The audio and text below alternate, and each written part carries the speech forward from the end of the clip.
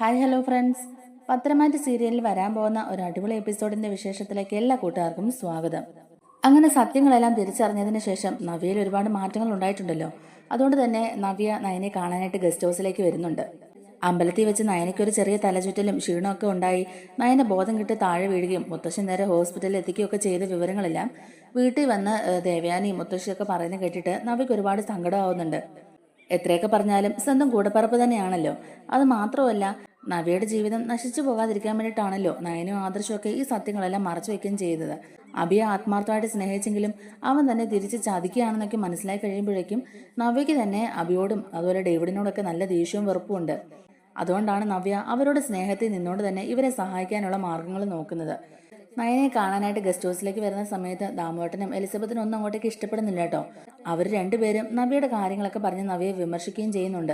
നയനമോളെ കാണാനായിട്ട് നീ ഇങ്ങോട്ടേക്ക് വരേണ്ട ആവശ്യമില്ല. ഇങ്ങോട്ടേക്ക് നീ വന്നു എന്നറിഞ്ഞിട്ടുണ്ടെങ്കിൽ തന്നെ എല്ലാവരും ഞങ്ങളെ കുറ്റപ്പെടുത്തും. നിന്നെയും നിന്റെ ഭർത്താവിനെയും നിന്റെ അമ്മായിമ്മയും ഒന്നും ഈ പരിസരത്തോട്ട് പോലും അടുപ്പിക്കരുതെന്ന് എല്ലാവരും ഞങ്ങളോട് പറഞ്ഞേക്കുന്നേ എന്നൊക്കെ ഇങ്ങനെ ദാമോട്ടനും എലിസബത്തും കൂടെ പറയുമ്പോഴേക്കും നവ്യക്ക് അത് കേൾക്കുമ്പോൾ സങ്കടമാവുന്നുണ്ട്. നവ്യ പറയുന്നുണ്ട്, നയന് ബോധം കെട്ട് വീണു അറിഞ്ഞു. അവളിപ്പോ ഒരു അമ്മയാകാൻ പോവല്ലേ, അതുകൊണ്ടാണ് ഞാൻ അവളെ ഒന്ന് കാണാൻ വന്നത്. അവൾക്ക് ദോഷം ചെയ്യുന്ന ഒരു കാര്യവും ചെയ്യാനല്ല ഞാൻ ഇങ്ങോട്ടേക്ക് വന്നേക്കുന്നത്. അതുപോലെ അതും ഇതും പറഞ്ഞ് അവളുടെ മനസ്സ് വിഷമിപ്പിക്കാനും അല്ല. ഇങ്ങനൊരു വാർത്ത അറിഞ്ഞപ്പം എനിക്ക് അവളെ ഒന്ന് കാണാൻ തോന്നി. അവൾ എൻ്റെ കൂടെപ്പിറപ്പല്ലേ, അതുകൊണ്ടാണ് ഞാൻ അവളെ കാണാൻ വന്നെന്നൊക്കെ നവ്യ പറയുന്നുണ്ടെങ്കിലും അവരൊന്നും തന്നെ അതിനെ അങ്ങോട്ടേക്ക് അക്സെപ്റ്റ് ചെയ്യുന്നില്ല കേട്ടോ.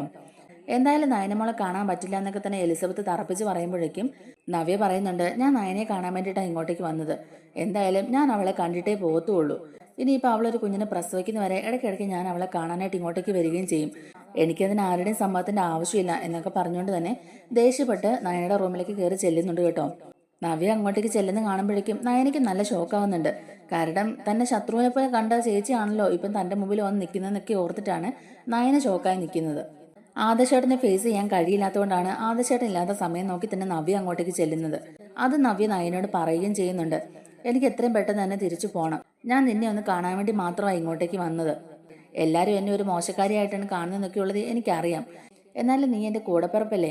മുത്തശ്ശനും അമ്മായിയൊക്കെ പറയുന്നത് കേട്ടപ്പം എനിക്ക് നിന്നെ ഒന്ന് കാണണം തോന്നി. നീ ഇപ്പോൾ ഒരു കുഞ്ഞിൻ്റെ അമ്മയാകാൻ പോവല്ലേ, അതുകൊണ്ടാണ് ഞാൻ നിന്നെ ഒന്ന് കാണാൻ വന്നത്. അപ്പോൾ എല്ലാ പ്രശ്നങ്ങളും മറന്നിട്ട് എനിക്കൊരു കൂടപ്പിറപ്പ് സ്നേഹം തോന്നി. അതുകൊണ്ടാണ് ഞാൻ ഇങ്ങോട്ടേക്ക് വന്നതെന്നൊക്കെ തന്നെ നവ്യ പറയുന്നുണ്ടെങ്കിലും നയനയ്ക്കത് അങ്ങോട്ടേക്ക് ഒട്ടും ഉൾക്കൊള്ളാനാവുന്നില്ല കേട്ടോ. തൻ്റെ ഭർത്താവിനെ ശത്രുവായിട്ട് കാണുന്നവരെ തന്നെയും കാണാൻ വരേണ്ട ആവശ്യമില്ല എന്നൊക്കെ നയന പറയുന്നുണ്ടെങ്കിലും നവ്യ പറയുന്നുണ്ട്, നീ ഇപ്പോൾ ഒരു കുഞ്ഞിൻ്റെ അമ്മയാകാൻ പോവുക. ഇപ്പോൾ നിനക്കുണ്ടാകുന്ന മാനസിക വിഷമം എത്രത്തോളം വലുതാണെന്നൊക്കെ ഉള്ളത് എനിക്കും അറിയാം. ഞാനും ഒരു കുഞ്ഞിൻ്റെ അമ്മയാണ്. ഞാനും ഇതേ സാഹചര്യങ്ങളിൽ കൂടി കടന്നു പോയിട്ടുള്ളവളാണ്. അതുകൊണ്ട് എനിക്കത് അറിയാവുന്നതുകൊണ്ടാണ് ഞാൻ നിന്നെ കാണാൻ വന്നതെന്നൊക്കെ പറയുകയാണ്. അങ്ങനെ അവർ കുറച്ചു നേരം ഒന്നിച്ചിരുന്ന് സംസാരിക്കുകയും ചായ കുടിക്കുകയൊക്കെ ചെയ്യുന്നുണ്ട്. ഈ സമയത്ത് തന്നെ ആദർശ് അങ്ങോട്ടേക്ക് വരുന്നുണ്ട്. അപ്പോൾ വണ്ടി കണ്ടുകൊണ്ട് തന്നെ ദാമോട്ടനോടും എലിസബത്തിനോടും ഒക്കെ ചോദിക്കുന്നുണ്ട് ആരാ വന്നതെന്ന്. അപ്പോൾ നവ്യാണ് വന്നതെന്നും നയനമോളോട് സംസാരിച്ചുകൊണ്ടിരിക്കുകയാണെന്നൊക്കെ പറയുമ്പോഴേക്കും ആദർശനങ്ങ് നല്ല ദേഷ്യം വരുന്നുണ്ട്. ആദർശ് എന്നിട്ട് എലിസബത്തിനെയും ദാമോട്ടനെയാണ് കുറ്റപ്പെടുത്തുന്നത്. അവളെ ഒരിക്കലും ഈ വീട്ടിലേക്ക് കയറ്റരുതെന്ന് നിങ്ങളോട് ഞാൻ പ്രത്യേകം പറഞ്ഞിട്ടുള്ളതല്ലേ, എന്നിട്ട് നിങ്ങൾ പറയുന്ന ജോലിയൊന്നും അല്ലല്ലോ ചെയ്യുന്നത്. അവളോ അവളുടെ ഭർത്താവോ അവളുടെ അമ്മായിമ്മയോ ആര് വന്നാലും അവരെ ആരും ഈ വീടിന്റെ പരിസരത്തോട്ട് അടുപ്പിക്കരുതെന്ന് പറഞ്ഞിട്ടില്ലേ, എന്നിട്ട് നിങ്ങൾ എന്തിനാ അവളെ നയനെ കാണാൻ സമ്മതിച്ചെന്നൊക്കെ ചോദിച്ച് അവരെ തന്നെ വഴക്ക് പറയുകയാണ്. അപ്പോൾ അവർ പറയുന്നുണ്ട്, ഞങ്ങൾ ആ കുട്ടിയെ ഒരുപാട് വിമർശിച്ചു, അകത്തേക്ക് ചെല്ലരുതെന്ന് ഞങ്ങൾ പറഞ്ഞതാണ്. എന്നിട്ടും ഞങ്ങളെ ധിക്കരിച്ച് അവൾ അകത്തേക്ക് കയറി ചെന്നു. നയനമോളെ കാണുകയും അവളോട് സംസാരിക്കുകയും ചെയ്തു. അവർ രണ്ടുപേരും കുറച്ചു നേരം സ്നേഹത്തോടെ ഇരുന്ന് സംസാരിക്കുകയൊക്കെ ചെയ്തു എന്നിങ്ങനെ പറയുമ്പോഴേക്കും ആദർശന് നല്ല ദേഷ്യം വരികയാണ്. അപ്പോഴേക്കും തന്നെ നവ്യ പോകാനായിട്ട് ഇറങ്ങി വരുന്നുണ്ട്. അപ്പോൾ നവ്യ നയനയും കൂടെ ഇറങ്ങി വരുന്നത് കാണുമ്പോഴേക്കും ആദർശനെ സഹിക്കുമോ? ആദർശം അങ്ങോട്ടേക്ക് നവ്യെ കുറ്റപ്പെടുത്തി തന്നെ സംസാരിക്കാൻ തുടങ്ങിയാണ്. ഇനി ഇങ്ങോട്ടേക്ക് വരരുതെന്ന് പ്രത്യേകം പറയുന്നുണ്ട് ആദർശ് നവ്യയോട്. അത്രയും നാണക്കേടുകൾ അവിടെ സംഭവിച്ചിട്ടും നവ്യ പറയുന്നുണ്ട്, എൻ്റെ അനിയത്തിയാ, എൻ്റെ കൂടെപ്പിറപ്പാ നയന. അവളിപ്പോൾ ഒരു അമ്മയാകാൻ പോവല്ലേ, അതുകൊണ്ട് അവളെ ഞാൻ ഇനി ഇടയ്ക്കിടയ്ക്ക് ഇവിടെ വന്ന് കാണും. ഒരിക്കലും അവൾക്കൊരു ദോഷം സംഭവിക്കരുതെന്ന് ഞാൻ ആഗ്രഹിച്ചിട്ടില്ല. അത് അപ്പോഴും ഇപ്പോഴും അങ്ങനെ തന്നെയാ. പിന്നെ എല്ലാവരുടെയും സ്വഭാവം എനിക്ക് നന്നായിട്ട് മനസ്സിലായി. ഇവക്ക് സുഖമില്ലാന്ന് അറിഞ്ഞപ്പം ഇവളെ ഒന്ന് കാണണം തോന്നി, അതുകൊണ്ടാണ് ഞാൻ വന്നതെന്നൊക്കെ പറയുന്നുണ്ട്. അപ്പോൾ നവ്യ കുറച്ച് ഫ്രൂട്ട്സും ഒക്കെ ആയിട്ടാണ് നയനയുടെ അടുത്തേക്ക് ചെല്ലുന്നത്. അപ്പോൾ ആ ഫ്രൂട്ട്സിൽ എന്തെങ്കിലും വിഷം കുത്തി വെച്ചുകൊണ്ടായിരിക്കും വന്നെന്നുള്ള രീതിയിലൊക്കെ ആദർശ് നവ്യെ കുറ്റപ്പെടുത്തി തന്നെ സംസാരിക്കുകയൊക്കെ ചെയ്യുന്നുണ്ട് കേട്ടോ. നവ്യയ്ക്ക് അത് ഒരുപാട് വിഷമമാക്കുന്നുണ്ട്. കാരണം നവ്യ പ്രതീക്ഷിച്ചതിലും അപ്പുറത്തേക്കാണ് ആദർശേട്ടൻ ദേഷ്യപ്പെട്ട് നവ്യയോട് സംസാരിച്ചത്. ഇവളോ ഇവളുടെ ഭർത്താവോ ഇവളുടെ അമ്മായിമ്മയോ ആരുമായിട്ടും ഒരു സഹകരണത്തിന്റെ ആവശ്യമില്ലാന്നും നമ്മുടെ ശത്രുക്കൾക്ക് വേണ്ടി ഇവർ ജോലി ചെയ്യുന്നവരാണെന്നും ഒക്കെ പറഞ്ഞ് നവ്യയെ അടച്ചാക്ഷേപിക്കുകയാണ് ആദർശ്. എന്തായാലും ആദർശിന്റെ ആ ഒരു ദേഷ്യം മുഴുവൻ നവ്യയോട് അങ്ങ് തീർക്കുകയും ചെയ്യുന്നുണ്ട്. നവ്യയാണെങ്കിലും നിസ്സഹായ അവസ്ഥയോടെ കരഞ്ഞോണ്ട് തന്നെ അവിടെ നിന്ന് ഇറങ്ങി പോവുകയും ചെയ്യുന്നുണ്ട്. അവരെ പറഞ്ഞിട്ടും കാര്യമില്ല. ആദർശേട്ടനെയും നയനെയൊക്കെ എന്തുമാത്രം ഞാനും കുറ്റപ്പെടുത്തിയിട്ടുണ്ട്, അവരെ എന്തുമാത്രം ഞാനും ദ്രോഹിച്ചിട്ടുണ്ട്. ഒരിക്കൽ പോലും എന്റെ ജീവിതം നശിച്ചു പോകണമെന്ന് അവരാരും ആഗ്രഹിച്ചിട്ടില്ല. അബിയുടെ എല്ലാ കള്ളക്കളികളും മനസ്സിലാക്കിയിട്ട് അവരെന്റെ ജീവിതം സേഫ് ആക്കാനല്ലേ നോക്കിയത്. അബിയെ വിശ്വസിക്കരുതെന്ന് അവരെന്നോട് എത്ര തവണ പറഞ്ഞിട്ടുണ്ട്. എന്നിട്ടും ഞാൻ അതൊന്നും വകവയ്ക്കാതെ അബിക്ക് വേണ്ടിയല്ലേ എല്ലാം. അവസാനം അവൻ എന്നെ ചതിക്കുകയാണെന്ന് ഞാൻ ഇപ്പോഴല്ലേ തിരിച്ചറിഞ്ഞത്. അങ്ങനെ ആ കാര്യങ്ങളെല്ലാം ഓർത്ത് നവ്യ ആകെ വിഷമിച്ച് തന്നെയാണ് തിരിച്ച് അനന്തപുരിയിലേക്ക് പോകുന്നതും. ഇതേ സമയത്ത് അനന്തപുരിയിലെ വേണുവും അനാമിയും ഒക്കെ കൂടി എത്തുന്നുണ്ട് കേട്ടോ, നഷ്ടപരിഹാരത്തിന്റെ കാര്യങ്ങളൊക്കെ ചോദിക്കാനായിട്ട്. മുത്തശ്ശനും മുത്തശ്ശിയും ദേവയാനിയും അനിയും ഒക്കെ ഉണ്ട് അവിടെ. കാശ് എന്നാൽ മാത്രമേ ഡിവോഴ്സിന് സമ്മതിക്കുള്ളൂ എന്നൊക്കെ അനാമിക പറയുന്നുണ്ട് കേട്ടോ. മുത്തശ്ശന് നല്ല ദേഷ്യം വരികയാണ് അത് കേൾക്കുമ്പോൾ. ഇതിന്റെ പേരിൽ കാലാണ് പോലും നിനക്ക് തരില്ലെന്ന് പറഞ്ഞാൽ മുത്തശ്ശൻ നന്നായിട്ട് ഷൗട്ട് ചെയ്യുന്നുണ്ട് അവരോട്. അവസാനം വേണു മുത്തശ്ശന്റെ കാല് പിടിക്കുന്നുണ്ടെങ്കിലും വേണുവിനെ ചവിട്ടി മെതിക്കുകയാണ് മുത്തശ്ശൻ. എന്റെ കാല് പിടിക്കാൻ പോലും നിനക്കൊന്നും ഒരു അർഹതയില്ലെന്നും പറഞ്ഞ് മുത്തശ്ശൻ അവരെ അവിടെ ഇട്ട് നാണം കെടുത്തുകയാണ് കേട്ടോ.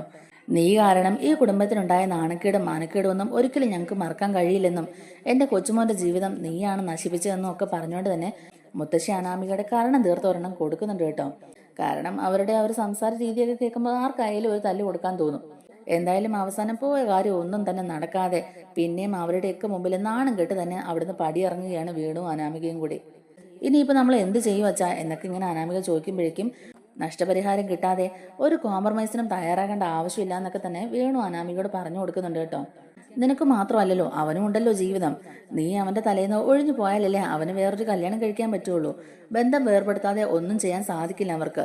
എത്ര കാലം അവരിങ്ങനെ ബലം പിടിച്ച് മുന്നോട്ട് പോകുന്നുള്ളത് നോക്കട്ടെ. എന്തായാലും അവർ കറങ്ങി തിരിഞ്ഞ് ഒരു കോംപ്രമൈസ് ചർച്ചയ്ക്ക് തയ്യാറാകുമ്പോളെ അതുവരെ മോള് വേണം ഇതൊക്കെ മുന്നോട്ട് കൊണ്ടുപോകാൻ. കോടതിയിൽ എങ്ങനെ പെർഫോം ചെയ്യണം എന്നൊക്കെ ഉള്ളത് മോൾക്ക് ഞാൻ പ്രത്യേകം പറയേണ്ട കാര്യമില്ലല്ലോ. അനിയുമായിട്ട് ബന്ധം പിരിയാൻ താല്പര്യമില്ലെന്നുള്ള രീതിയിൽ തന്നെ മോള് കോടതിയിൽ നാളെ പറയണം. എങ്കിൽ മാത്രമേ ഈ കേസായിട്ട് നമുക്ക് മുന്നോട്ട് പോകാൻ പറ്റുള്ളൂ. അവസാനം ഗതി കെട്ട് അവനും അവന്റെ മുത്തശ്ശനും ഒക്കെ നമ്മുടെ വഴിക്ക് തന്നെ വരുമെന്നൊക്കെ പറഞ്ഞ് അനാമികയെ ആശ്വസിപ്പിച്ചാണ് വേണു അവിടുന്ന് കൂട്ടിക്കൊണ്ട് പോകുന്നത്. പറഞ്ഞതുപോലെ തന്നെ കുടുംബ കോടതിയിലേക്ക് ചെല്ലുകയാണ് അനിയും അനാമികയും കൂടി. നവീനും അവിടെ കോടതിയിലുണ്ട്. അനിയും നന്ദുവും തമ്മിൽ അടുപ്പത്തിലാണെന്ന് മനസ്സിലാക്കിയപ്പോൾ മുതൽ അനിയോടൊരു നീരസമൊക്കെ ഉണ്ടല്ലോ നവീന്. അതുകൊണ്ട് അനിക്കൊരു ചെറിയ ഡോസ് കൊടുക്കാൻ വേണ്ടിയിട്ട് തന്നെ നഷ്ടപരിഹാരം മേടിച്ചിട്ട് ഡിവോഴ്സിന് സമ്മതിച്ചാൽ മതി എന്നുള്ള രീതിയിലാണ് നവീൻ അവരോട് പറയാതെ പറയുന്നതും. കോടതിയിലെ ജഡ്ജിന്റെ മുമ്പിൽ അനാമിക കള്ളക്കരച്ചിലൊക്കെ കരഞ്ഞ് അവിടെ നല്ല തകർത്ത് അഭിനയിക്കുന്നുണ്ട് കേട്ടോ. അനിയുടെ കൂടെ ജീവിക്കാനാണ് ഞങ്ങൾക്ക് താല്പര്യമെന്നും കഴിഞ്ഞ ദിവസം സംസാരിക്കാനായിട്ട് വീട്ടിൽ ചെന്നപ്പോൾ പോലും അവർ ഞങ്ങളെ തല്ലിയാണ് വീട്ടിൽ നിന്ന് നാണം കെടുത്തി പറഞ്ഞു വിട്ടെന്നുള്ള രീതിയിലൊക്കെ അനാമിക പറയുന്നുണ്ട് ജഡ്ജിയോട്. കോടതി അങ്ങനെയൊക്കെ സംഭവിച്ചെന്ന് അനിയോട് ചോദിക്കുമ്പോഴേക്കും അതങ്ങനെ സംഭവിച്ചു എന്ന് തന്നെ പറയേണ്ടി വരികയാണ് അനിക്കും. അനാമികയുടെ സ്റ്റാൻഡിൽ തന്നെ ഉറച്ചു നിൽക്കുന്നതുകൊണ്ട് അവിടെ വേറെ തീരുമാനങ്ങളൊന്നും എടുക്കാൻ കഴിയുന്നില്ല. ആ കോടതി അവർക്ക് 3 മാസം കൂടെ ആലോചിക്കാനുള്ള സമയം കൊടുക്കുകയാണ്. അങ്ങനെ നിവൃത്തിയില്ലാതെ അനിയും നല്ല ദേഷ്യത്തിൽ തന്നെയാണ് കേട്ടോ. അനാമിക തന്നോടും തൻ്റെ കുടുംബത്തോടും ചെയ്യുന്ന കാര്യങ്ങളെല്ലാം അനി അവിടെ പറയുന്നുണ്ടെങ്കിലും അപ്പോൾ ജഡ്ജി അനാമികയുടെ കൂടെ നിൽക്കുന്ന പോലെയാണ് കേട്ടോ സംസാരിക്കുന്നത്. കാരണം അനാമിക നല്ല തകർത്ത് അഭിനയിച്ചുകൊണ്ടിരിക്കുകയാണല്ലോ. ഒരു തെറ്റ് പറ്റി പോയതാണെന്നും ക്ഷമ ചോദിക്കാൻ തയ്യാറാണെന്നും തിരുത്തി ജീവിക്കാൻ റെഡിയാണെന്നും ഒക്കെയാണ് അനാമിക പറയുന്നത്. എന്തായാലും ഇതുപോലെ ഒരുത്തിയുടെ കൂടെ ജീവിതം മുന്നോട്ട് കൊണ്ടുപോകാൻ തനിക്കാവില്ല എന്നൊക്കെ അനി ഉറപ്പിച്ച് പറയുന്നുണ്ട്. അങ്ങനെയാണ് ജഡ്ജി 3 മാസത്തെ അവധി വീണ്ടും അവർക്ക് കൊടുക്കുന്നത്. അതിനുള്ളിൽ കാര്യങ്ങളൊക്കെ സംസാരിച്ച് ഈ കേസ് ഒത്തുതീർപ്പാക്കാനാണ് അവർ നോക്കുന്നത്.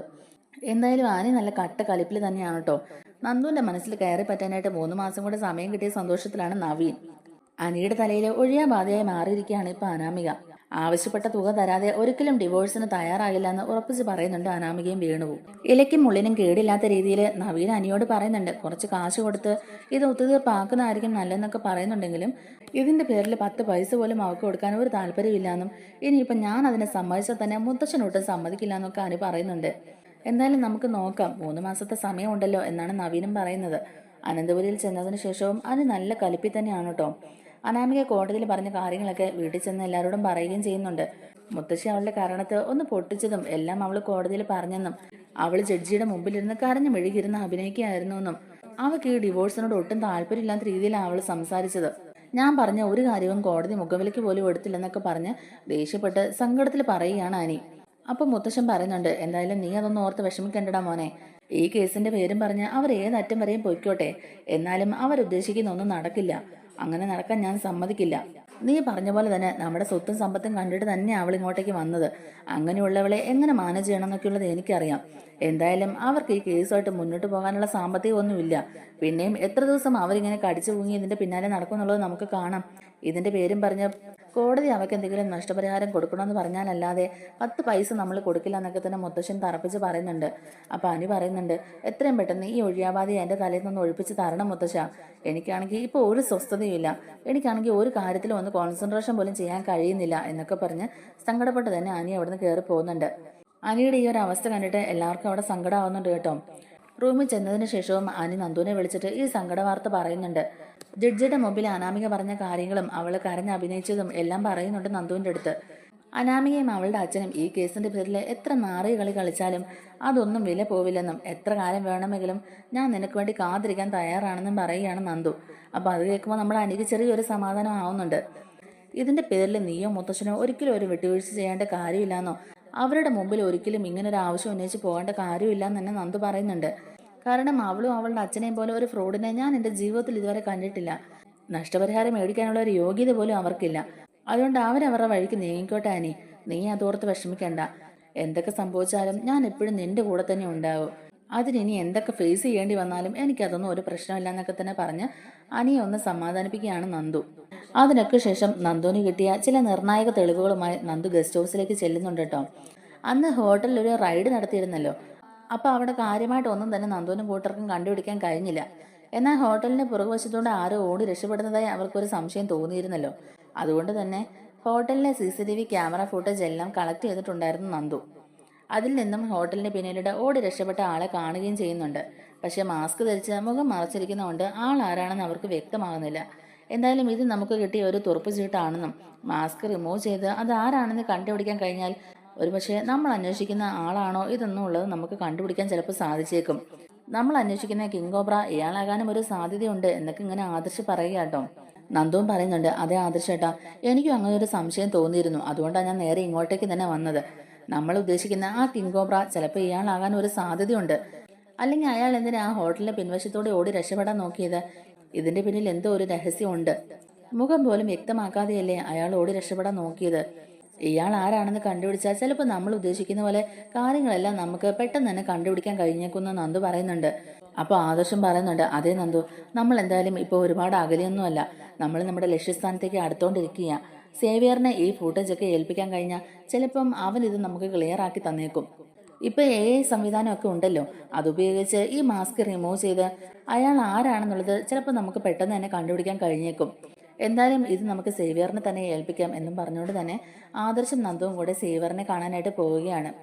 ആ CCTV ഫുട്ടേജൊക്കെ കൊടുത്തിട്ട് മാസ്ക് ധരിച്ചിരിക്കുന്ന ആൾ ആരാണെന്ന് കണ്ടെത്തണമെന്ന് പറയുകയാണ് സേവിയറിൻ്റെ അടുത്ത്.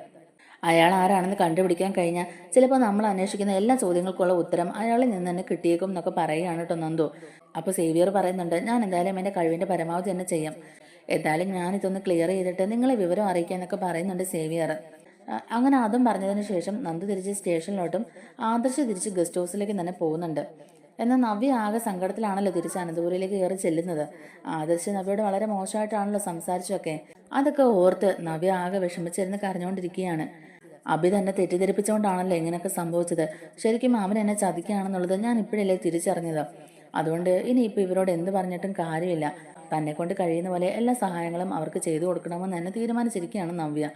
അഭിക്കും ഡേവിഡിനുമെതിരെ എന്ത് തെളിവ് കിട്ടിയാലും അതൊക്കെ സുഹൃത്ത് മുഖേന ആദർശനും നന്ദൂരും മെസ്സേജ് അയച്ച് എത്തിക്കുന്നുമുണ്ട്. AM ജ്വല്ലറിൽ ജോലി ചെയ്യുന്നത് തന്റെ ജീവന് തന്നെ ആപത്താണെന്ന് അറിഞ്ഞിട്ടും ഇത്രയും വലിയൊരു റിസ്ക് എടുക്കാൻ തയ്യാറായി നിൽക്കുകയാണ് നവ്യ. കാരണം താൻ ചെയ്തു പോയ തെറ്റുകൾക്കൊക്കെ ഒരു പരിഹാരമാണ് എന്നുള്ള രീതിയിലാണ് നവ്യ ഇങ്ങനെയൊക്കെ ചെയ്യുന്നത്. ഇതിനിടയിലെ തറവാട്ടിൽ നിന്നുകൊണ്ട് തന്നെ അവന്തികയും അഭിയും കൂടെ സംസാരിക്കുന്നത് നവ്യ കേൾക്കാൻ ഇടയാകുന്നുണ്ട്. അവന്തികയും അഭിയും കൂടെ ബാൽക്കണിയിൽ നിന്നുകൊണ്ട് അനിയുടെ കാര്യങ്ങളാണ് ഇവിടെ സംസാരിക്കുന്നത്. ഇന്ന് കോടതി കൂടിയ ദിവസമായിരുന്നല്ലോ. അനിയുടെ ജീവിതത്തിൽ നിന്ന് അനാമിക ഒഴിഞ്ഞു പോകേണ്ടത് ഇപ്പൊ അവന്തികയുടെയും കൂടി ആവശ്യമാണല്ലോ.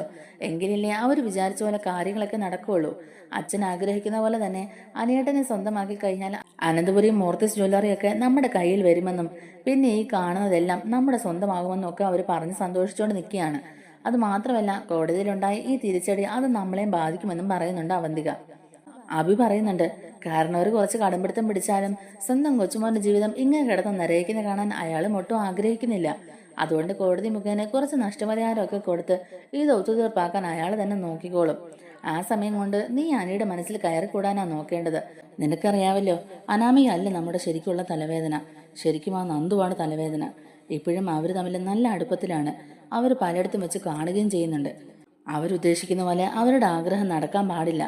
നമ്മുടെ അച്ഛൻ ആഗ്രഹിച്ച പോലെ തന്നെ കാര്യങ്ങളൊക്കെ നടക്കണം. നമ്മുടെ ശത്രുക്കളെയെല്ലാം ഒന്നൊന്നായി നമുക്ക് തകർത്ത് തരിപ്പണമാക്കണം. അങ്ങനെ നമ്മുടെ അച്ഛൻ ആഗ്രഹിച്ച പോലെ തന്നെ എല്ലാ കാര്യങ്ങളും നല്ല ഭംഗിയായിട്ട് നടക്കണം എന്നൊക്കെ പറയുക കേട്ടോ അബി.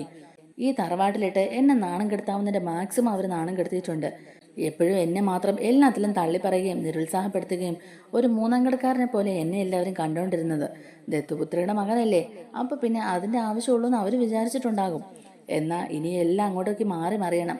അനിയും ആദർശമൊക്കെ അനുഭവിക്കുന്നത് എനിക്ക് കാണണം. അവരനുഭവിക്കുന്നത് കണ്ട് മൂർത്തിയുടെ മനസ്സൊന്ന് ഇളകട്ടെ. അതൊക്കെ എനിക്ക് കണ്ട് സന്തോഷിക്കണം എന്നൊക്കെ ഇങ്ങനെ പറയുകയാണ് അബി. അധികം വൈകാതെ AN ജ്വല്ലറിയുടെ MD ഞാനും മൂർത്തിസ് ജ്വല്ലറിയുടെ MD നീയും ആകണം. എങ്കിൽ മാത്രമേ അച്ഛൻ്റെ ആഗ്രഹം പൂവണിയൂ എന്നൊക്കെ ഇങ്ങനെ പറയുക കേട്ടോ. അപ്പൊ അതൊക്കെ കേട്ടിട്ട് നവ്യക്ക് നല്ല രീതിയിൽ സംശയമാകുന്നുണ്ട്. ഇവരിത് എന്തൊക്കെയായി പറയുന്നത്? അച്ഛൻ്റെ ആഗ്രഹം പൂവണിയണമെന്നോ? അവന്തികയുടെയും അബിയുടെയും അച്ഛനോ? അയാൾ പണ്ട് ഇവരെ ഉപേക്ഷിച്ച് പോയതല്ലേ? അയാളിപ്പോൾ ഇത് എവിടുന്ന് വന്നു? അല്ല, ഇതൊക്കെ ആയിട്ട് അയാൾക്ക് എന്താ ബന്ധം? മുത്തച്ഛൻ അയാളെ ഇവിടുന്ന് അടിച്ചിറക്കി വിട്ടതല്ലേ, അതും വർഷങ്ങൾക്ക് മുമ്പ് തന്നെ. പിന്നെ എങ്ങനെയാ അയാളിപ്പോൾ തിരിച്ചു വന്നത്? ഇതിപ്പോൾ ആകെ കൺഫ്യൂഷൻ ആവുകയാണല്ലോ. ഒന്നും അങ്ങോട്ടേക്ക് പിടി കിട്ടുന്നില്ല. ഇനിയിപ്പോൾ അയാളാണെങ്കിൽ തന്നെ അയാൾ എന്തിനാ മൂർത്തി മുത്തച്ഛനോട് ഇത്രയും ശത്രുത കാണിക്കുന്നേ? എന്തായാലും ഇതേക്കുറിച്ച് നമിതയോടൊന്ന് സംസാരിക്കാം എന്നും പറഞ്ഞുകൊണ്ട് തന്നെ നവ്യ സുഹൃത്തിനെ വിളിച്ചിട്ട് ഈ കാര്യങ്ങളെല്ലാം തന്നെ പറയുന്നുണ്ട് കേട്ടോ. ഈ കാര്യങ്ങളെല്ലാം നമിതയോട് പറയുമ്പോഴേക്കും നമിതയ്ക്കും ഏകദേശം കാര്യങ്ങളൊക്കെ മനസ്സിലാവുന്നുണ്ട്. അതായത് ഈ അബിയുടെ അച്ഛനെ പണ്ട് തന്നെ മുത്തച്ഛൻ അവിടെ നിന്ന് അടിച്ചു പുറത്താക്കി എന്നല്ലേ പറഞ്ഞത്. അതും ജ്വല്ലറിൽ എന്തോ തിരിമറി കാണിച്ചെന്നോ കള്ളക്കടത്ത് സ്വർണം കൊണ്ടുവന്നോ എന്നൊക്കെയുള്ള പേരിൽ. അപ്പൊ അയാളും ഈ AN ജ്വല്ലറിയുമായി തമ്മിൽ എന്തോ ഒരു ബന്ധമുണ്ട്. അയാൾ മൂർത്തി മുത്തച്ഛനെ തകർക്കാനായിട്ട് ഇവരെ സഹായിക്കുന്നുണ്ടാവും. അയാൾക്ക് നിങ്ങളുടെ തറവാട്ടിലെ എല്ലാ കാര്യങ്ങളും അറിയാവുന്നതല്ലേ. മറിഞ്ഞു നിന്ന് അനന്തപുരിയെ തകർക്കുന്നതിൽ അയാൾക്ക് ഒരു പങ്കുണ്ടാവും എന്നിങ്ങനെ നവ്യയുടെ സുഹൃത്ത് പറയുന്നുണ്ട് കേട്ടോ. അപ്പൊ നവ്യ പറയുന്നുണ്ട്, എന്റെ സംശയം അതല്ല, മൂർത്തിസ് ജ്വല്ലറിയോട് നേരിടാൻ മാത്രം അയാൾക്ക് എന്ത് പിൻബലമാണ് ഉള്ളത്? ഇതിന്റെയൊക്കെ പിന്നില് നമുക്ക് മനസ്സിലാകാത്ത വേറെ എന്തൊക്കെയോ കുറച്ച് കാര്യങ്ങളുണ്ട് നമ്പിതേ. എന്റെ സംശയം AN ജ്വല്ലറിയുടെ ആ കിങ്കോബ്ര ഇനി ഇയാളാണോന്നാ. എന്തായാലും നമുക്ക് ഈ വിവരം എത്രയും പെട്ടെന്ന് ആദർശേട്ടനെ നന്ദുവിനെ അറിയിക്കണം. അവർക്ക് ഈ ക്ലൂ ഒക്കെ കിട്ടുമ്പം എന്തെങ്കിലും ഒരു സഹായം ആയാലോ. AN ജ്വല്ലറിയുടെ യഥാർത്ഥ ഓണറായ ആ കിങ്കോബ്രയും അബിയുടെ അച്ഛനും തമ്മിൽ എന്തോ ഒരു ബന്ധമുണ്ടെന്നും അവർ തമ്മിൽ ഇപ്പോഴും കണക്ഷൻ ഉണ്ടെന്നൊക്കെ ഉള്ളത് നമുക്ക് പറയാം എന്നിങ്ങനെ പറഞ്ഞിട്ട് അത് മെസ്സേജ് അയക്കുകയാണ് കേട്ടോ. അപ്പോൾ തന്നെ സേവിയറും ആദർശനെ വിളിച്ചിട്ട് മാസ്ക് മറച്ചിരിക്കുന്ന ആളുടെ മുഖം വ്യക്തമാക്കുന്ന രീതിയിലുള്ള ഫോട്ടോ ആയിട്ടുണ്ടെന്ന് പറയുകയാണ്. എത്രയും പെട്ടെന്ന് തന്നെ നന്ദുവിനെയും കൂട്ടിക്കൊണ്ട് ഇങ്ങോട്ടേക്ക് വരാനും പറയുക കേട്ടോ സേവിയർ. ആദർശാണെങ്കിലും ആ വിവരം കേട്ട ഉടനെ തന്നെ നന്ദുവിനെയും വിളിച്ച് പറഞ്ഞ് പെട്ടെന്ന് തന്നെ സേവറിന്റെ അടുത്തേക്ക് ചെല്ലാനായിട്ട് പറയുന്നുണ്ട്. സേവറിന്റെ അടുത്ത് ചെല്ലുമ്പോഴേക്കും തന്നെ സേവർ ആ നാഗേന്ദ്രന്റെ ഫോട്ടോ കാണിക്കുമ്പോൾ ശരിക്കും അവിടെ ഞെട്ടിപ്പോകുന്നത് നമ്മുടെ ആദർശ് തന്നെയാണ് കേട്ടോ. ഇത് നാഗേന്ദ്രൻ അമ്മാവനാണല്ലോ, അപ്പച്ചിയുടെ ഭർത്താവ്. ഇയാൾ എങ്ങനെ അവിടെ എത്തിയത്? ഇയാളെ പണ്ടേ മുത്തച്ഛൻ തറവാട്ടിൽ നിന്ന് അടിച്ച് പുറത്താക്കിയതാ. ഇയാൾ എന്തിനാ ആ ഹോട്ടലിൽ വന്ന് താമസിക്കുന്നത്? അന്ന് റെയ്ഡ് നടക്കുന്ന സമയത്ത് ഇയാൾ എന്തിനാ അവിടെ നിന്ന് ഇറങ്ങി ഓടിയത് എന്നൊക്കെയുള്ള കാര്യങ്ങൾ നന്ദുവും ആദർശും കൂടി ഇങ്ങനെ ആലോചിച്ചുകൊണ്ട് നിൽക്കുകയാണ്. നവ്യ അയച്ച മെസ്സേജും ഈ ഫോട്ടോയിലെ നാഗേന്ദ്രനെയും കൂടി കാണുമ്പോഴേക്കും ആദർശനും നന്ദുവിനും ഏകദേശം കാര്യങ്ങളൊക്കെ മനസ്സിലാവുന്നുണ്ട്. ഇതിനു മുമ്പ് തന്നെ ഒരു അജ്ഞാത സന്ദേശം കിട്ടിയിട്ടുണ്ടായിരുന്നല്ലോ. AN ജ്വല്ലറിയുടെ യഥാർത്ഥ ഓണറിന്റെ പേര് കിങ് കോബ്ര എന്നാണെന്ന്, നാഗരാജാവ്. അപ്പോൾ നാഗേന്ദ്രൻ, അബിയുടെ അച്ഛന്റെ പേരും നാഗേന്ദ്രൻ എന്ന് തന്നെയാണല്ലോ. അപ്പൊ അവർക്ക് മനസ്സിലായി AN ജ്വല്ലറിയുടെ യഥാർത്ഥ ഓണർ അബിയുടെ അച്ഛൻ നാഗേന്ദ്രൻ തന്നെയാണെന്നുള്ളത് അവർക്കത് വ്യക്തമായിട്ട് മനസ്സിലാവുകയാണ്. അനന്തപുരിയും മൂർത്തിസ് ജ്വല്ലറിയും തകർക്കാനായിട്ട് മറിഞ്ഞിരുന്ന ശത്രു ഇയാളാണ്, ഈ നാഗേന്ദ്രനാണ്. നമുക്ക് അജ്ഞാത സന്ദേശം അയച്ച ആൾ കറക്റ്റായിട്ടാണ് പറഞ്ഞത്.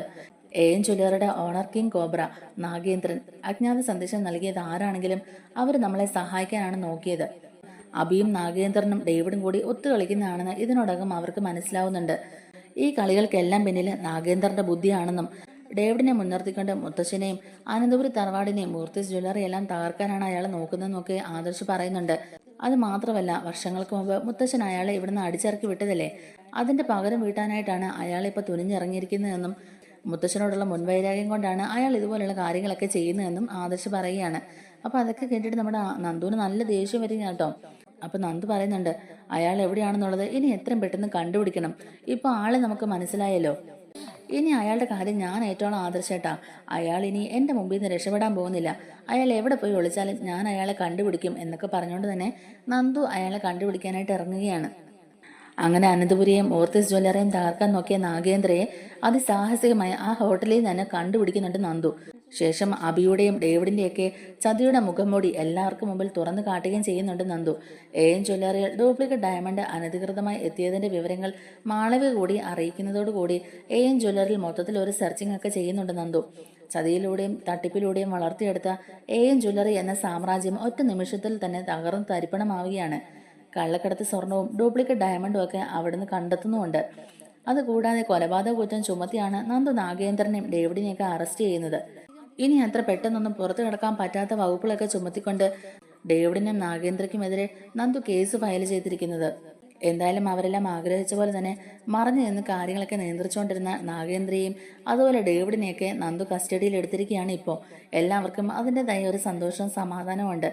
എന്നാൽ ഇതിൻ്റെയൊക്കെ പിന്നിൽ നവ്യയുടെയും കൂടി ഒരു സഹായമുണ്ടെന്ന് തിരിച്ചറിയുന്നതോടുകൂടി, അതായത് അജ്ഞാത സന്ദേശത്തിൻ്റെയൊക്കെ പിന്നിൽ നവ്യാണെന്ന് അവർ തിരിച്ചറിയുന്നതോടുകൂടി അബി എന്ന ചതിയനെയും കൂടി നന്ദു അറസ്റ്റ്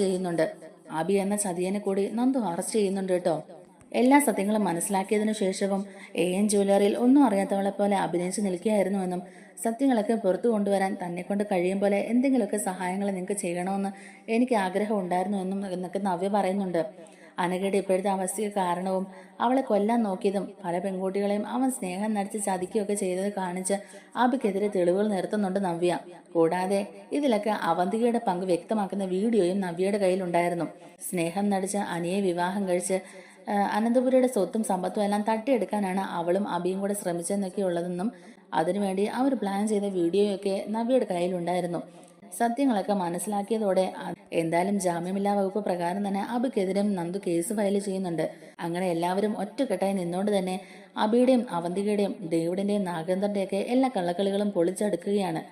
സത്യങ്ങളൊക്കെ മനസ്സിലായതോടെ അനന്തപുരിയിൽ തന്നെ ഒരു ശുദ്ധികലശം നടത്തുകയാണ് മൂർത്തി മുത്തശ്ശൻ. ഇനി അനന്തപുരി തറവാട്ടിൽ നിൽക്കാൻ ഒരു യോഗ്യതയും ഇല്ലാത്ത ആൾക്കാരാണ് അബിയും അവന്തികയും ജലജയും എന്നും പറഞ്ഞ് അവരെ എന്നേക്കുമായി അനന്തപുരിയിൽ നിന്ന് പുറത്താക്കുകയാണ് മൂർത്തി മുത്തശ്ശൻ. ശേഷം എല്ലാ പ്രശ്നങ്ങൾക്കും ഒടുവിൽ നയനയും കൂട്ടി ആദർശ് തിരികെ തറവാട്ടിലേക്ക് തന്നെ തിരിച്ചെത്തുന്നുണ്ട്. MD സ്ഥാനത്ത് തുടർന്നു പോകാൻ എനിക്ക് ബുദ്ധിമുട്ടുണ്ടെന്ന് പറയുമ്പോഴേക്കും ആദർശ് തന്നെ MD സ്ഥാനം ഏറ്റെടുത്ത് അങ്ങോട്ടേക്ക് എത്തുകയും ചെയ്യുന്നുണ്ട്. പഴയതുപോലെ തന്നെ അനി 3-4 ബ്രാഞ്ചുകളുടെ ചുമതല ഏറ്റെടുത്ത് ഒതുങ്ങി കൂടാനാണ് നോക്കുന്നത്. എന്നാൽ നവ്യയുടെ കാര്യത്തിലും മുത്തശ്ശൻ തീരുമാനം എടുക്കാതിരുന്നില്ല. നവ്യയ്ക്കും കുഞ്ഞിനും ഒരാപത്തും വരാതിരിക്കാനും ഇനിയുള്ള ജീവിതം സേഫ് ആക്കാനും വേണ്ടി നവ്യയുടെ കാര്യത്തിലും മുത്തശ്ശൻ ഒരു തീരുമാനം എടുക്കുന്നുണ്ട്. തെറ്റിദ്ധാരണകൾ കാരണമാണ് നവ്യ അബിയും ജലജയും സപ്പോർട്ട് ചെയ്തതെന്നും അവരുടെ കൂടെ നിന്നതും AM ജ്വല്ലറിയിൽ ജോയിൻ ചെയ്തെന്നൊക്കെയുള്ളത് മനസ്സിലാക്കിയതിനു ശേഷം നവ്യയുടെ നല്ല മനസ്സ് തിരിച്ചറിഞ്ഞ് മുത്തശ്ശൻ ജലജയ്ക്കും അതുപോലെ അബിക്കും ഒക്കെ കൊടുക്കാനിരുന്ന എല്ലാ സ്വത്തുക്കളും നവ്യയുടെ കുഞ്ഞിന്റെ പേരിലും എഴുതി വെക്കുകയാണ്. നിനക്ക് ഇഷ്ടമുള്ള എന്ത് ജോലിക്ക് വേണമെങ്കിലും പൊയ്ക്കോളാനും പറയുന്നുണ്ട് മുത്തശ്ശൻ നവ്യയോട്. നീയും നിന്റെ കുഞ്ഞും എന്നും ഈ അനന്തപുരി തറവാട്ടിൽ തന്നെ ഉണ്ടാകണമെന്നും ഇവിടെ നിങ്ങൾക്ക് യാതൊരു കുറവുമില്ലാതെ സന്തോഷത്തോടെ ജീവിക്കാൻ കഴിയുമെന്നും ഇനി ആർക്കും നിങ്ങളെ ഇവിടുന്ന് പുറത്താക്കാനാവില്ലെന്നും ഒക്കെ പറഞ്ഞുകൊണ്ട് തന്നെ നവ്യയുടെയും കുഞ്ഞിന്റെയും ജീവിതം കൂടി സേഫ് ആക്കാൻ മുത്തശ്ശൻ പ്രത്യേകം ശ്രദ്ധിക്കുന്നുണ്ട്. ഒടുവിൽ നവ്യ മുത്തശ്ശന്റെയും മുത്തശ്ശിയുടെയും ദേവയാനയുടെയും ആദർശിനൊക്കെ മുമ്പിൽ കൈകൂപ്പി മാപ്പ് പറയുന്നുണ്ട്. എല്ലാവരും എന്നോട് ക്ഷമിക്കണം. എല്ലാം ഒരു തെറ്റിദ്ധാരണയുടെ പുറത്താണ് ഞാൻ ചെയ്തത്. ഞാൻ ചെയ്തതൊക്കെ വലിയൊരു തെറ്റായി പോയെന്നുള്ളത് ഇപ്പോഴാണ് എനിക്ക് മനസ്സിലായത്. എല്ലാവരും എന്നോട് പൊറുക്കണം. എൻ്റെ അറിവില്ലായ്മ കൊണ്ട് സംഭവിച്ചതാണ്. അബി എന്ന നീചകനെ, അബി എന്ന ചതിയനെ തിരിച്ചറിയാൻ ഞാൻ ഒരുപാട് വൈകിപ്പോയി. അവൻ കാരണമാണ് എൻ്റെ ജീവിതം ഇങ്ങനെയായി പോയത്. അവൻ പറയുന്നതൊക്കെ സത്യമാണെന്ന് വിശ്വസിച്ചാണ് ഞാൻ അവൻ്റെ കൂടെ നിന്നത്. എന്നാൽ ഇപ്പോഴേ എനിക്ക് കാര്യങ്ങളൊക്കെ മനസ്സിലായത്. അവൻ എന്നെ ചതിക്കുകയാണെന്ന് തിരിച്ചറിഞ്ഞ നിമിഷം മുതൽ ഞാൻ എന്നെക്കൊണ്ട് കഴിയും പോലെ നിങ്ങളെ സഹായിക്കാനാണ് നോക്കിക്കൊണ്ടിരുന്നതെന്നൊക്കെ നവ്യ ആ സമയത്ത് തുറന്നു പറയുകയാണ്. അതോടൊപ്പം മുത്തശ്ശൻ്റെയും മുത്തശ്ശിയുടെയൊക്കെ കാൽക്കൽ വീണ് അവരോട് മാപ്പ് ചോദിക്കുകയും ചെയ്യുന്നുണ്ട്. കാരണം അവരോടും പലതരത്തിലും മോശമായിട്ട് സംസാരിക്കുകയും പെരുമാറുകയും ചെയ്തിട്ടുണ്ട് നവ്യ. അതിനൊക്കെ നമ്മുടെ നവ്യ മുത്തശ്ശിയുടെയും കാൽക്കൽ വീണ് മാപ്പ് ചോദിക്കുകയും എല്ലാവരുടെയും ക്ഷമാപണം നടത്തുകയും ചെയ്യുന്നുണ്ട്. എല്ലാവരും നവ്യയിലുണ്ടായ ഈ മാറ്റം അംഗീകരിക്കുകയും അവളെ തിരിച്ചറിയുകയും അവളെ കൂടെ നിർത്തുകയും ചെയ്യുന്നുണ്ട്. എന്നാൽ അറസ്റ്റ് ചെയ്ത നാഗേന്ദ്രയും ഡേവിഡിനെയും അബിയും കോടതിയിൽ ഹാജരാക്കുകയും അവർ ചെയ്തു കൂട്ടിയ തെറ്റുകളൊക്കെ കണക്കിലെടുത്ത് അവർക്ക് 3 പേർക്കും ജയിൽ ശിക്ഷ വിധിക്കുകയും ചെയ്യുന്നുണ്ട് കോടതി. അങ്ങനെ തെറ്റിൽ മുങ്ങിക്കുളിച്ച് നിൽക്കുന്ന അവർ 3 പേരും നേരെ ജയിലിലേക്ക് തന്നെ പോവുകയാണ്. അങ്ങനെ എല്ലാ പ്രശ്നങ്ങൾക്കും ഒടുവിൽ അനന്തപുരിയിൽ വീണ്ടും ആനന്ദം എത്തുകയാണ്. നമ്മുടെ വീഡിയോ ഇഷ്ടമായിട്ടുണ്ടെങ്കിൽ ഒന്ന് ലൈക്ക് ചെയ്യാനും നമ്മുടെ ചാനൽ കൂടി ഒന്ന് സബ്സ്ക്രൈബ് ചെയ്ത് സപ്പോർട്ട് ചെയ്യാനും മറക്കല്ലേ. താങ്ക്